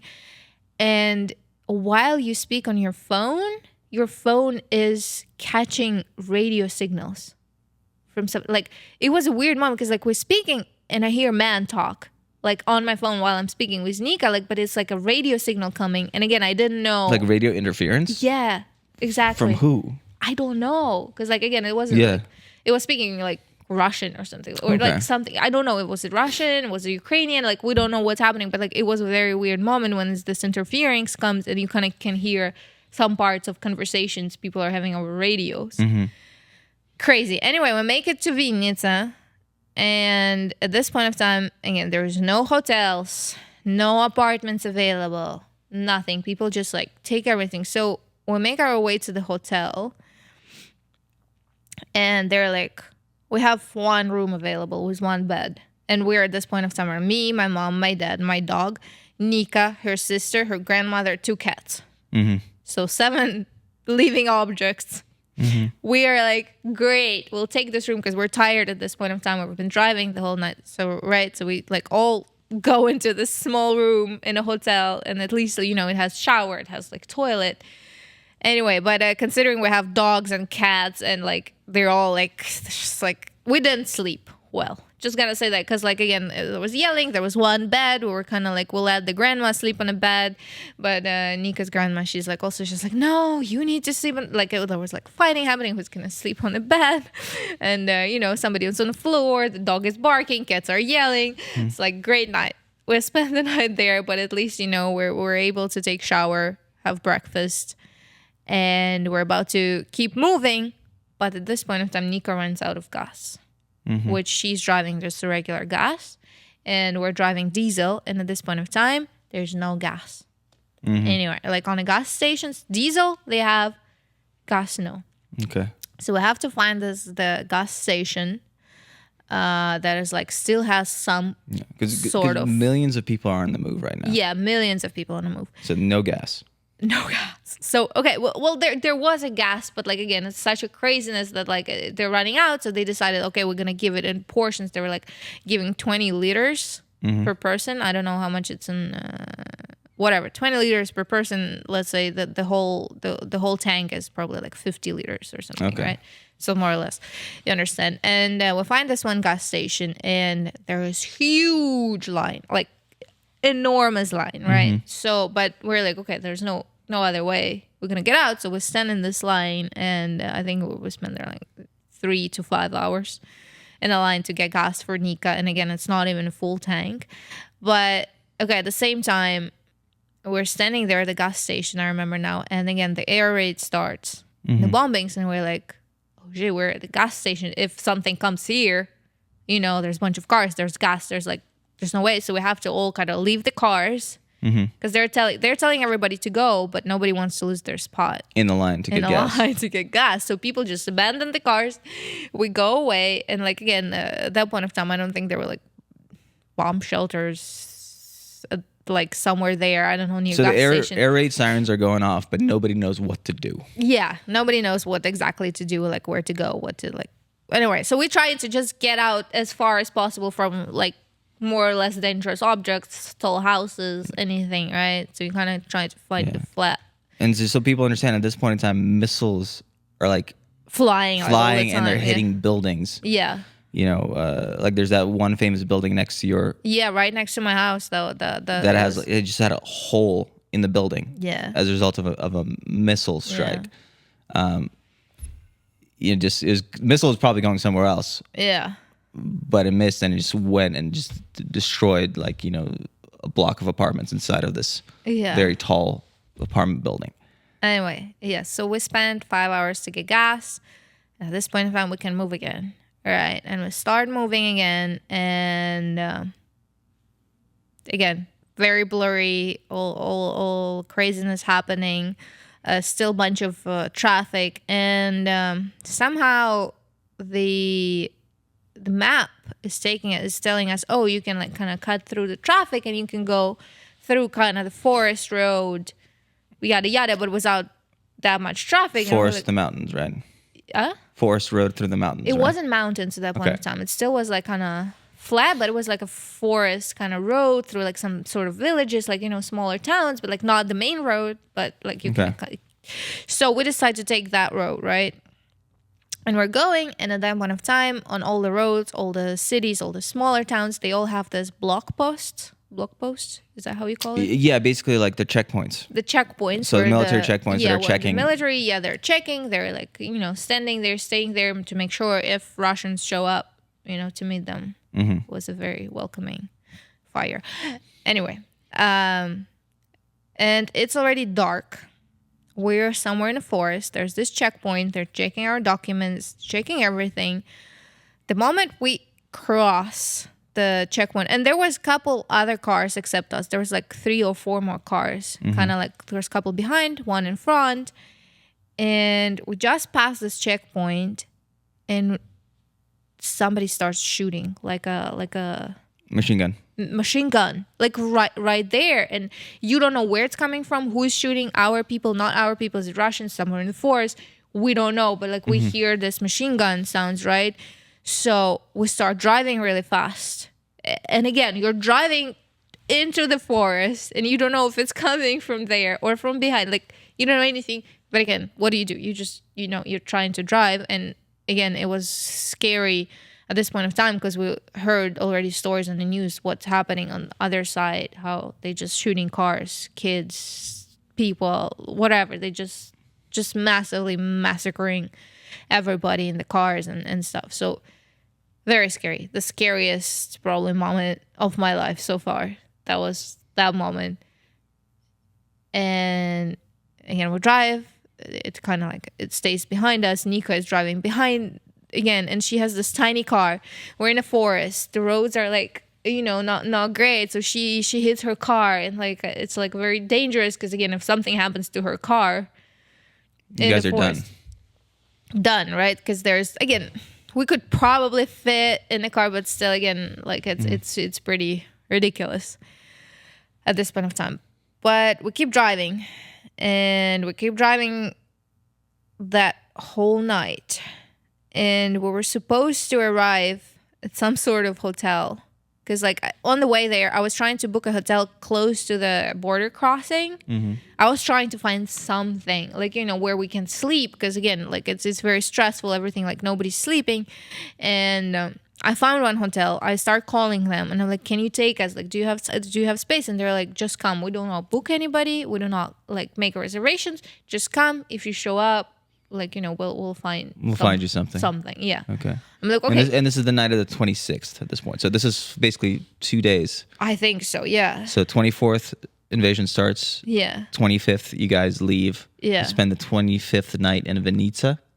Yes. Right? And then now you're at this place. Yeah, so we're driving. We end up driving the whole night, and we are arriving to the hotel. It's already light. It's coming, and we're finally hoping to sleep and then go to the border. We're super close to the border at this point of time, but like we need to sleep, like, you know, because we haven't slept for like 2 days normal and stuff. And we arrived to the hotel, and it turns out we arrived to the wrong hotel. Somehow, I don't know how. It was my mistake, I think, because I called one place, but there's like 2 places that had the same name. But like somehow I mistook it all, and like we arrived to the wrong place, and they're like, we can't take you. There's another place, but they're like, there's no room. We can't take you.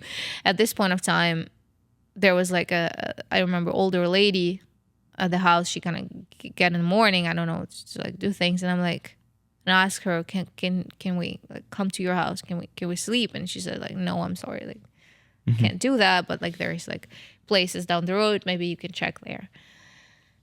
Anyway, we get back in the cars, and at this point of time, everybody's super pissed. You know, like dogs, cats haven't eaten, peed, or anything, right? It's like it's insane. And you know, we decide like, okay, we're gonna take a nap in the cars. And then, at some point also, I missed it. It's like circling back again because Nika was driving, and neither her sister or her grandmother are driving, right? She had to do it all. So they didn't know how to drive, and she was the only driver in the car. Yeah, so at some point of time, she was like, she called me, and she's like, Maryna, I can't drive anymore. And what we did is my dad went to drive her car. She sit in my car, and I drove our car. So we're kind of like switching in between. And then at some point I drove her car because, again, she's like, I need to sleep. And I was like, okay, I slept a little bit. I'm going to go drive your car. You sleep.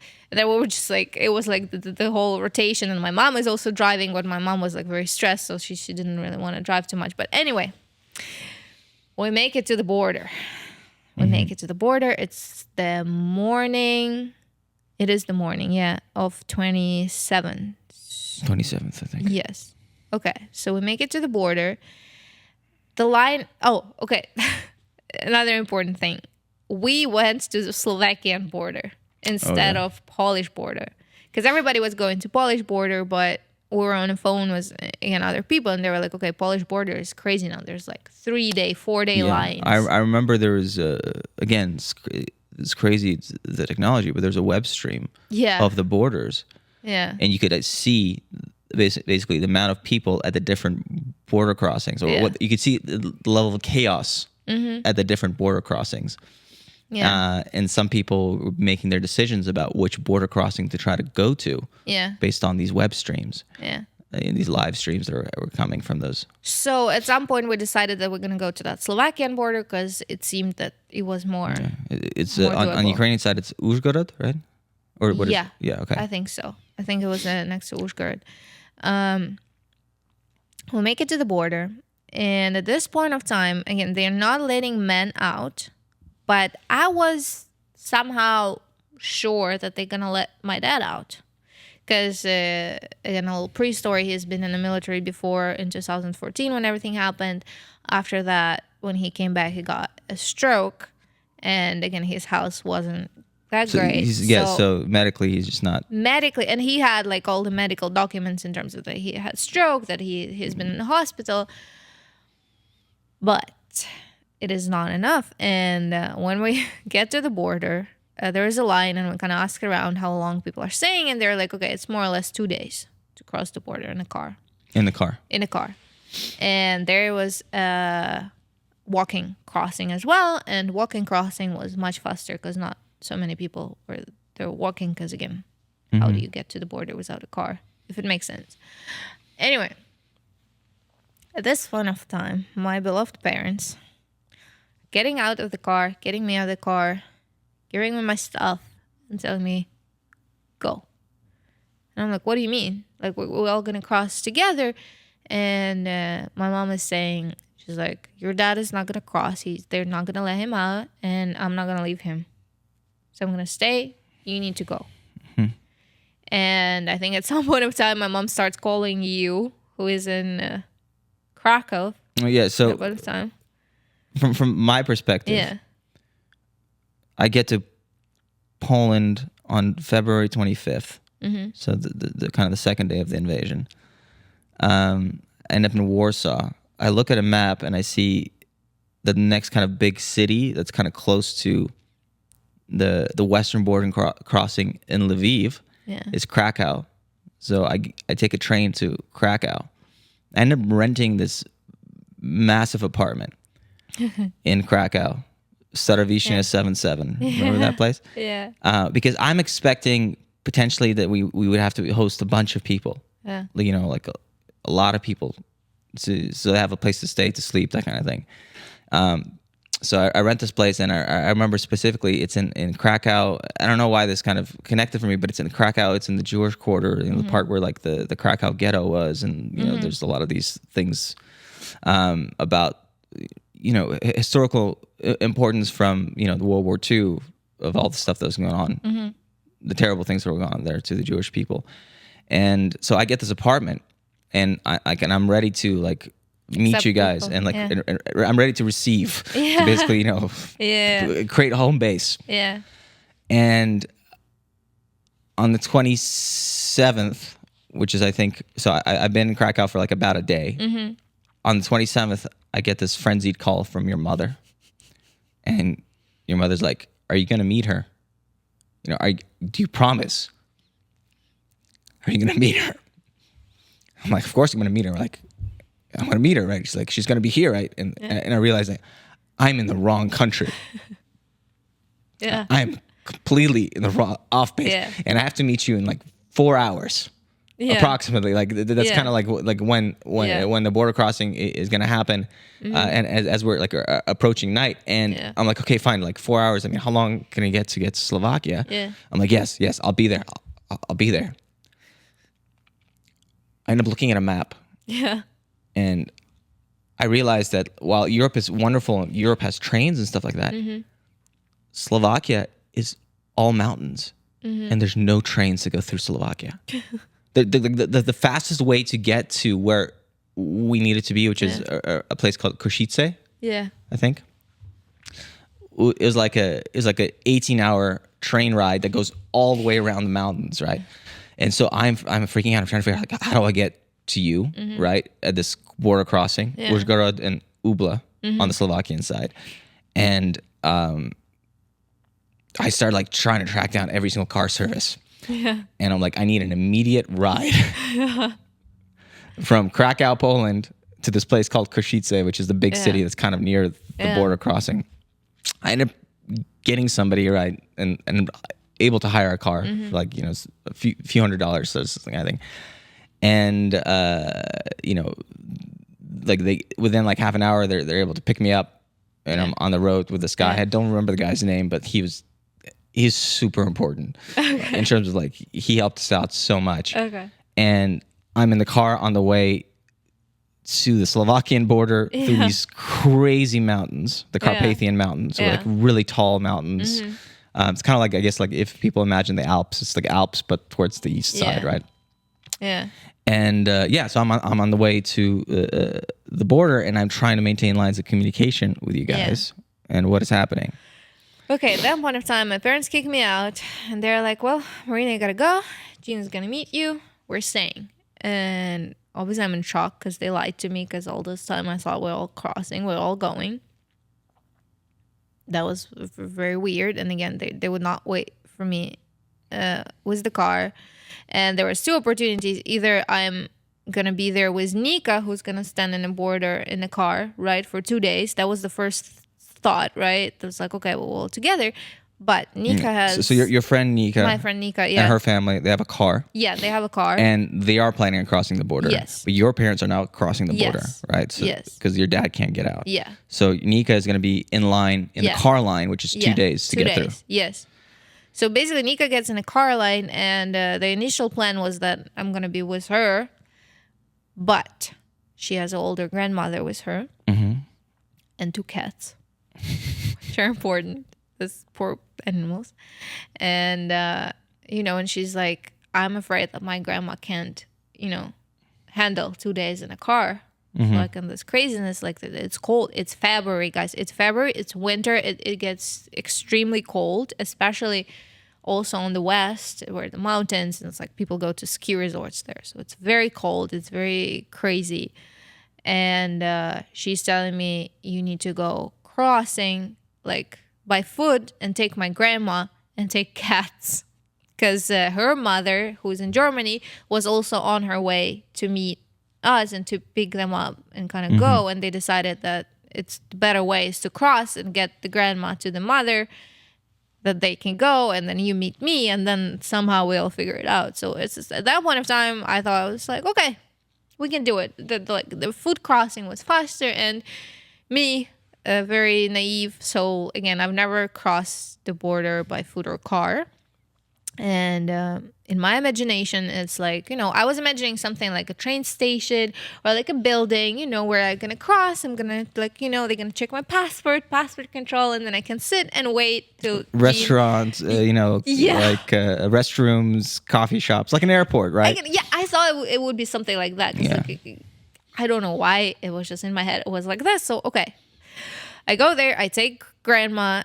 We take 2 cats. We stand in line, we start crossing. It's getting already dark. And basically, okay, I'm trying to remember because, like, again, a lot of stuff is happening. We're somewhere in the middle. So I think we crossed the Ukrainian border. Then there's kind of middle ground before the Slovakian border. We're standing there. And then grandmother, Nina Lukinishna, she starts feeling sick. And she starts falling. And, like, she's just, like, really bad. And at this point of time, me too. Like, I haven't slept for 2 days. I have like extremely heavy backpack. I have all the heavy stuff. I'm helping her. There's 2 cats, guys, in these bags, in the carrier bags. Yes, there's like they were still alive, and they're fine and loud. Anyway, and she starts feeling sick, and then at this point of time, I don't know what to do. So she's like falling down. Like she's like falling down, and like I sit her down. And I don't know what to do. So I start, like, I see the, like, border patrols, right? The guy's going. The Slovakian side, right? Yeah, it's already Slovakian side. And again, you guys have to understand, a lot of people crossing, chaos, mostly women and kids, because men are not allowed. It's like older people, women and kids, right? That's all who's crossing. So there's basically, it's like very, very, they're very fragile. I don't know how to say it. Anyway. I see this border guy, and I'm like, help, please, like, do something. So thank God he was like right there. He helped me carry grandma to like some sort of like where we could sit her. They brought the blanket, they brought water, that we found the pills. Like, okay, we resurrected grandma at this point of time. And one thing I think is also like important to mention is how amazing the Europeans were. No, they were amazing. They were helping. They were doing everything the Slovakians, they could. The Poles, like, just everybody. Yeah. Again, at this in point this time of time, of crisis, like, it's crisis. It's crazy. So basically, the passport control looked like basically you have passport, great, go. This is the passport control. Basically, at this point, like animals, whatever you have. You just go, because this is like crazy amount of people. They're trying to like make it flow, because again they don't want people standing. Yeah, I think it's like something like 9 million people across the border. Yeah, it was nuts. Okay, so at this point of time, they help us. Well, me and grandma, they help us cross the border. And at this point of time, I told you that okay, we're crossing at this point. Let's meet me there at the border crossing, because I thought there's gonna be a place to wait. Well, no, you told me to actually meet you in the big city initially. We were talking about meeting in the big city. Okay. Because yeah. Again, I also didn't know what a border crossing looks like. I figured there'd be like transportation. Yeah. Trains or buses to the big city. Me too. And so initially, when I hired the car, I was like, take me to this big city. Yeah. And as we're driving through these mountains, we have to like, I'm trying to communicate with you guys and trying to figure out like, where am I going? Yeah. I'm heading in your general direction, but I have no idea where we're going. We're going. Again, I have no idea where we're going. Again, okay, so we crossed the border with grandma, and what is happening is basically as soon as you step out from this kind of passport control, people are grabbing your stuff, throwing it in the bus, throwing you in the bus, and you go. And you try to ask questions like, where are we going? Why are we going? Nobody's communicating with you again because chaos. A lot of people, they have to do everything fast. A lot of people don't speak English in Slovakia, and then we don't speak Slovakian. Like, there's very hard to communicate, right? They throw us in a bus, and I'm like, okay. It's like, I don't know where we're going. Nobody's answering me. Like, I was trying to ask around, but again, at this point of time, I'm feeling very bad because I haven't slept, haven't eaten, haven't, like, it's cold, guys. It's very cold. It's like snowing, right? And they're taking us somewhere. And I look at my phone. There's no service, no internet, no charge. Like, because this is the intersection of the cell phone carriers. It is the border crossing, and I believe they don't want you to use usually phones on the border crossings or internet and stuff like that. I think it's also because it's also in the mountains. It's also mountains. It's not a flat border crossing. It's in the middle of the mountains. So I think maybe this just the cell towers are just not like positioned. So, like, I have my charger with me, right? Because I was like, I'm gonna charge it wherever I cross, right? Because there's gonna be restaurants, cafes, etc. There's nothing. Anyway, they put us on this bus. We're going. There's no service. I cannot like connect with anybody. I have no idea where we're going. The only thing I can do is track time. So, like, how long away from the border this bus is gonna take us. So I'm like, okay. So I track time. It was around 10 minutes. 10 minutes, right? And they bring us to a school of some sort, right? Which became a refugee camp at that point of time. And they unload us there. And again, it's night, winter, cold. We're going there with Cass, with grandma, with everything. And what they tell us is there is no space inside. You have to wait outside. Because there's physically no space. There's like full of people. People are like, there. So we sit outside. And at this point of time, I believe that Jean needs to come pick me up at some point soon. Because it was more than 4 hours that we agreed, right? And grandma's mother should come pick her up. Well, her daughter. So I'm like, okay, we'll wait. Yeah, but I have no line of communication to you guys. There's no I have no service. idea where I'm going because you were put on a bus and taken somewhere else. Yes. And I have no idea where am I. I cannot reach you. I cannot reach anybody at that point of time. I think my phone is dead. So I'm like, I have to fight for my life. So I'm like, I'm leaving grandma on a chair. And again, grandma, I love Nina Lukinishna, but she's also like, the woman was a character. So sometimes she would stand up and go somewhere and like, do something like, just something that she wants to do, right? So I'm like, please do not move. Please, like, if I lose you, if I lose you, we'll not be able to find you. Please do not move. So I leave her on that bench in the middle of the winter at night with 2 cats. I'm like, freezing cold. I'm like, I'll be back. I have to find a charger. Like, I have to find a power outlet. So I sneak my way into this school because, like, again, they're not letting any more people there. And again, kind of like sneaking around. And again, the school was great. They had like hot tea. They had some snacks. They had clothes. They had like some beds they set up in the gym, right?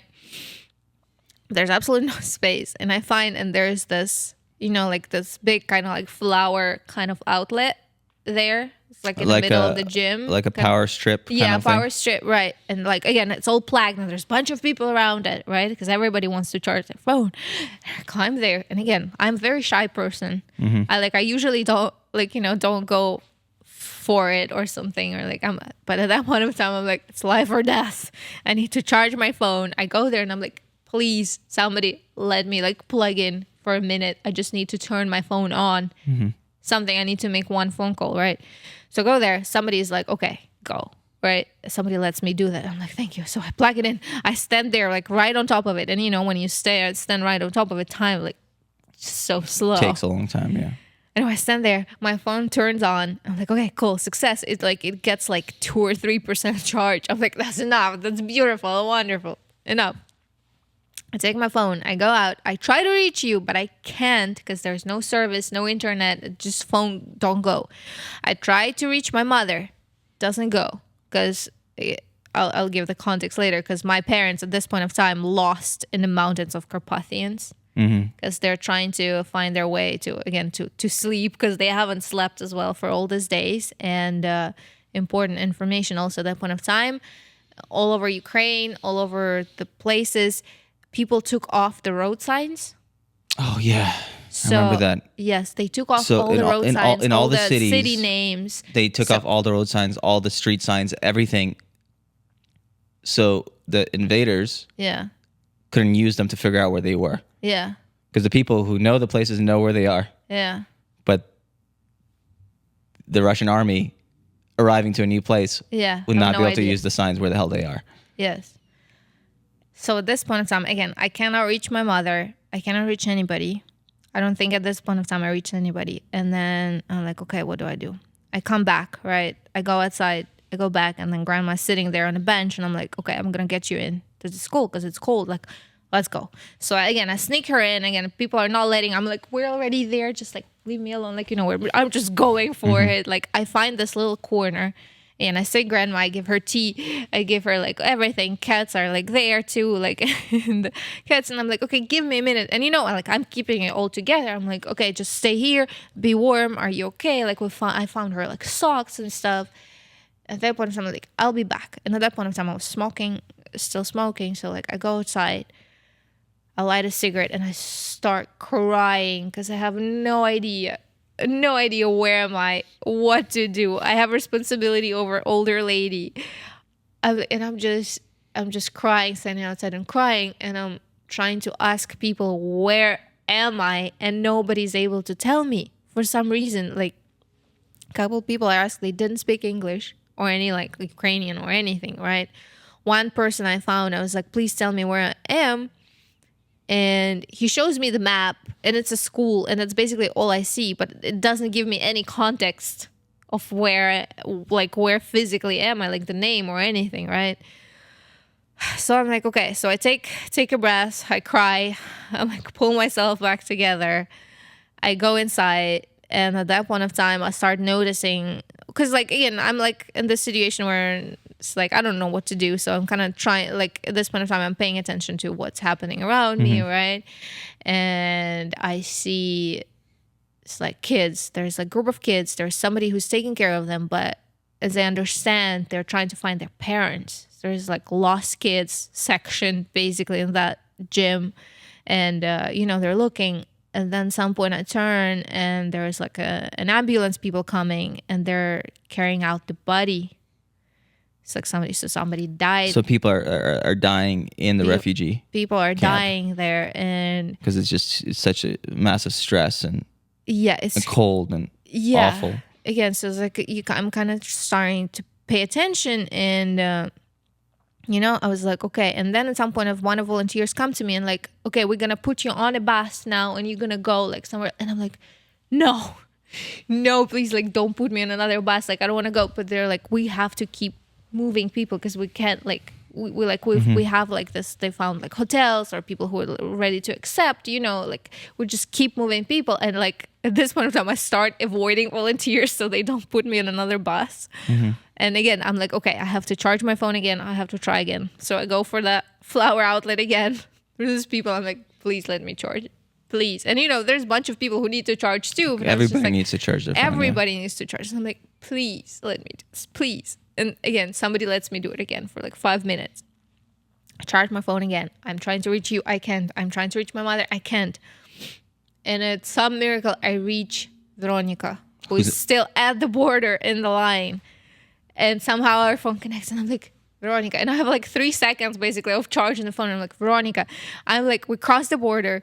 I'm at the school. I have no idea where. It's 10 minutes away from the border. It's the school. All information I have. Please pass it along. Right? Because like, again, how would somebody find us, right? And then again, it's like service goes off, like phone dies, everything, bump, that's it. So what happened there is Veronica she didn't have your contact information or anything. She had contact information of my mom. So she starts calling my parents, who are lost in the mountains at this point of time. They're like have their own problems, but she's calling them, and she's like, Maryna is lost with grandma. They don't know where they are. They're at some sort of school. Veronica does research. She's like, there's 2 schools in the area, this or this. I think it's this one because she said it's 10 minutes. So like she basically figured out which school it is.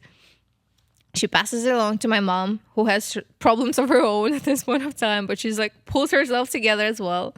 And she calls you. Yeah, she's able to reach me and she's able to text me. Okay, so what did she? Well, she texted me the address of the school. Okay, and she told you I'm there. I guess. Okay, so like I have because no I'm going idea. to a different place right now. Yeah, I'm going to I was going to like the city, right? And the guy who's driving us, he's a Slovakian guy. Yeah. So he's doing this road between Poland and Slovakia. And I guess he knows this road pretty well. And I was like, hey, dude, can we completely go in a different direction? He's like, I have to go back. I was like, just whatever it takes, man, please. Yeah. And so we punched in the address, and he was able to get us into, at least heading in that direction, because it's in the mountains. It's this tiny little village. Yeah. It's like being in the middle of nowhere. Yeah. It's like, again. Yeah, there's no way I reach you.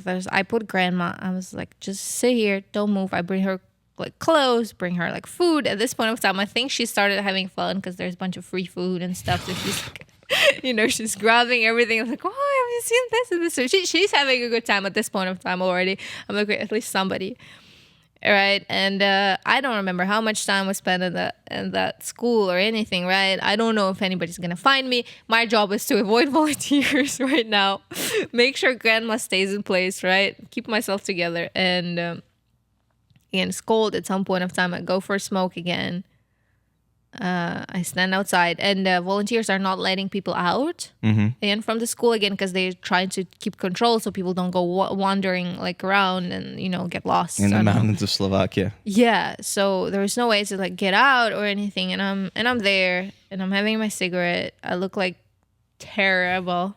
So obviously I haven't showered, haven't slept, haven't eaten, haven't cold. I'm sitting there having a smoke.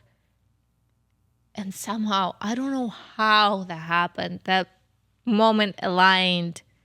I see you.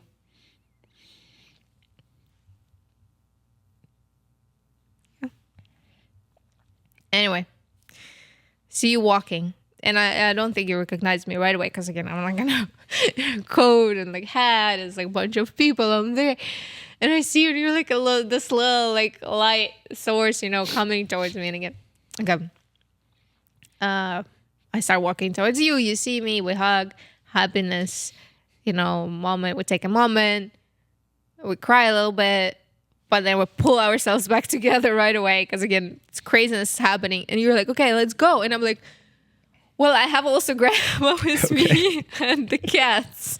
Yeah, because I don't think I knew about this yet. Yeah, you didn't know about this. And I'm like, somebody's supposed to come pick her up, but at this point, I don't know. I don't care. Just get me out of here. They'll find us. So I go back. I grab grandma. I grab cats. We grab everybody. I'm like, we're getting out. This is great. So you pick us up, and somehow you were able to book a hotel or something, right? In the big city. In a big city. I think this is a good end point for part 1. Okay. Anyway, we meet. He finds me. He finds me, guys, and we find each other in Ubla. In Ubla. On the Slovakian border.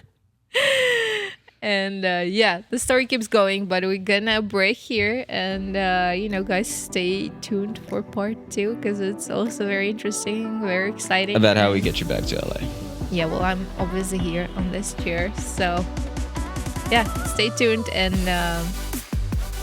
we're gonna keep talking. Sorry, I got very emotional, but anyway, guys, thank you so much for watching Just Fake It, coming to LA. It was me and traveling Nora, who's exploring the world now, hopefully better than I did. And we're brought to you by Endless Media. Thank you, guys. We'll see you next time.